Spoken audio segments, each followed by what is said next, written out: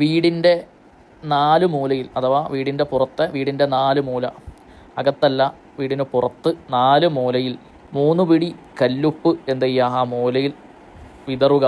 അതോടുകൂടി ആ വീട്ടിലുള്ളവരിലുമുള്ള നെഗറ്റീവ് എനർജികൾ നിശേഷം മാറുന്നതാണ്.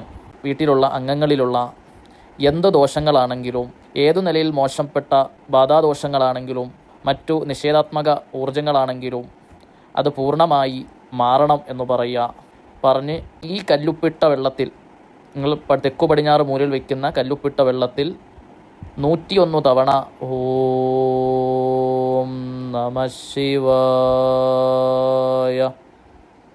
എന്ന് 101 തവണ മന്ത്രിച്ച് സാന്നിധ്യം നൽകിയതിനു ശേഷം വയ്ക്കാം.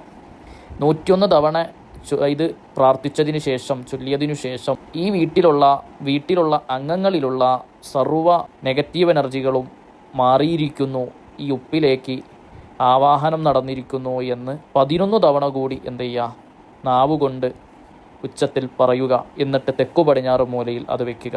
ശേഷം ആ വീട്ടിൽ കല്ലുപ്പിട്ട വെള്ളം കൊണ്ട് ആ വീടിൻ്റെ തറ ഭാഗം മാത്രം ചെറുതായി തുടയ്ക്കുക.